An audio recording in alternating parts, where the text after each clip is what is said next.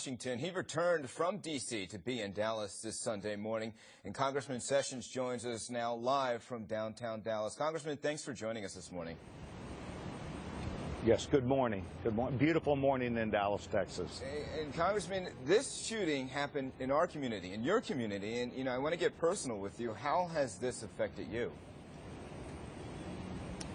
In fact, it has. It's affected me and so many other people who watched on Thursday night. I was in Washington at my home, and I ran over very quickly to the office and watched it all night.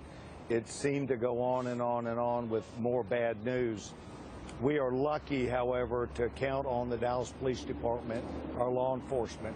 Dallas is no different as a major city in this country from having the ups and downs that occur from national media, from national events.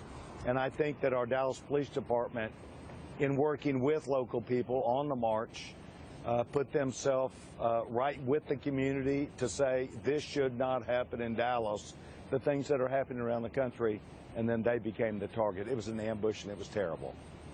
Congressman, after the events of the last week, our country feels so divided, and many people place blame on our politicians, on divisive rhetoric that is used. What will you be doing to unite this community and really the country?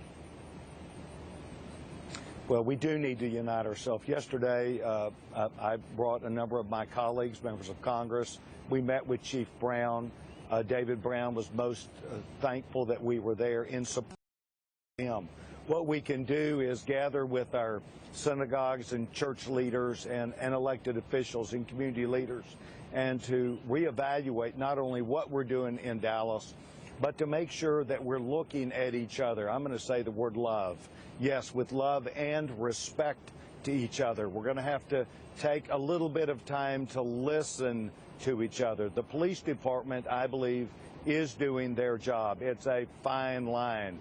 But the Dallas Police Department right now, as you saw, is under increased threats to them. Yesterday, the headquarters was in a lockdown mode during most of the afternoon.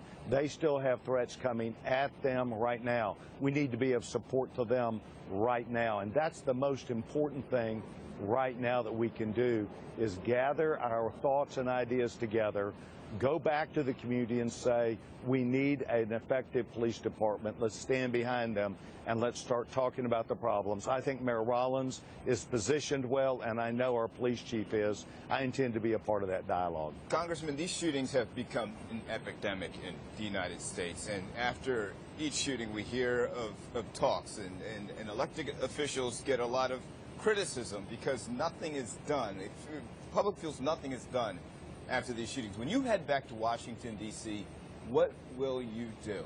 What will you do to help make change in a legislative manner? Well, it is important, and that's a great question. If you look at what occurred in Orlando, Florida, terrorism, we've gone back and looked at a series of things, including about the communities that these Islamic terrorists live within, and what is about those areas. We look at Chicago almost every week, the shooting capital of the world. We know what Chicago's problem is. It is the home to a $3 billion drug market. It also has the strictest gun control laws in the country. So not one more law would help even the shooting capital. What happened in Dallas, Texas, I believe was as a direct result of some things that happened just the last few days. So we're going to have to go back to our own local communities. I don't know that there's, quote, a national answer, except when you look at what Chief Brown specifically asked our delegation for. And he said they were outgunned on the streets. They did not have the proper equipment, Kevlar vest, and Kevlar helmets. So we do need to arm our police to where they can continue to do their job effectively without fear.